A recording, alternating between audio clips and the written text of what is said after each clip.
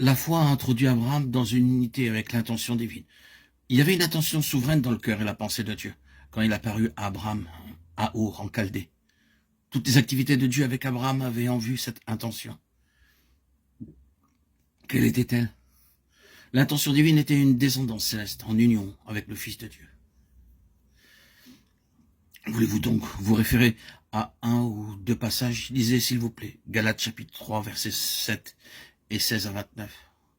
Vous voyez l'intention, une descendance céleste en union avec le Fils de Dieu. L'obéissance de la foi d'Abraham l'a introduit dans une unité d'action et de travail avec cette grande intention de Dieu. Je dis que Dieu est venu avec une intention et qu'il fit une déclaration, mais nous savons très bien que cela réclamait de la foi et une foi véritable, d'autant que cela demandait un mouvement important de la part d'Abraham, afin que l'intention de Dieu devienne une réalité par son moyen. Dieu peut avoir une grande intention. Il a une grande intention concernant l'Église. Et dans un sens analogue, il peut avoir une intention concernant chacun de nous. Ce peut être un ministère qui nous est accordé de Dieu, en relation avec son dessein. Et cela devient le dessein de nos vies. Mais malgré toute l'intention qui se trouve dans le cœur de Dieu, celle-ci est irréalisable tant que la foi fait défaut en nous. Elle est maintenue en suspens jusqu'à ce que la foi soit exercée de notre part. L'accomplissement de toute l'intention divine demande la foi et ne peut être réalisé que sur cette base. La foi a introduit Abraham dans une unité avec cette grande intention de Dieu. De même, la foi est exigée pour tout amener dans une unité active, à la fois avec le dessein tout entier, avec la part spécifique du dessein qui, dans la pensée de Dieu, nous a été dévolue. Sans la foi, il est impossible de lui être agréable. Le plaisir de Dieu se trouve dans la réalisation de son intention. La foi a introduit Abraham dans une unité avec la méthode que Dieu avait l'intention d'employer d'un bout à l'autre dans l'accomplissement de son intention. Quelle est la méthode de Dieu? C'est la séparation d'avec la terre et la nature et l'union avec le ciel. Galates 4, 25, 26, 6, 14, 15. Il y a le monde, la terre et la nature. Tout cela est retranché par la croix. Il y a séparation d'avec ce qui est d'en bas et union avec le ciel.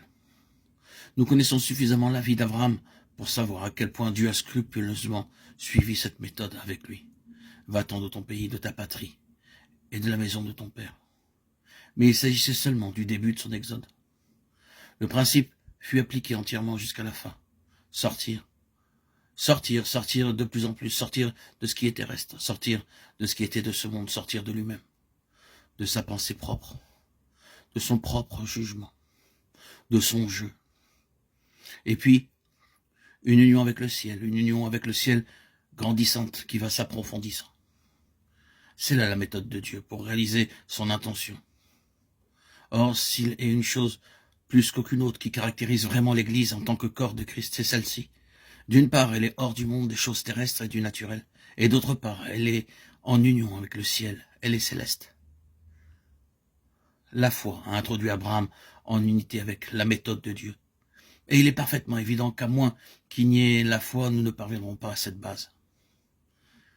Cela nécessite beaucoup de foi. La foi pour vivre avec vos pieds spirituellement, séparés de la terre. Car si la foi est absente, ou si sa mesure est insuffisante, comme cela arriva à Abraham, nous descendrons en Égypte, nous nous tournerons vers Agar. Nous recherchons ce qui est tangible, les voies des sens, pour réaliser les desseins divins.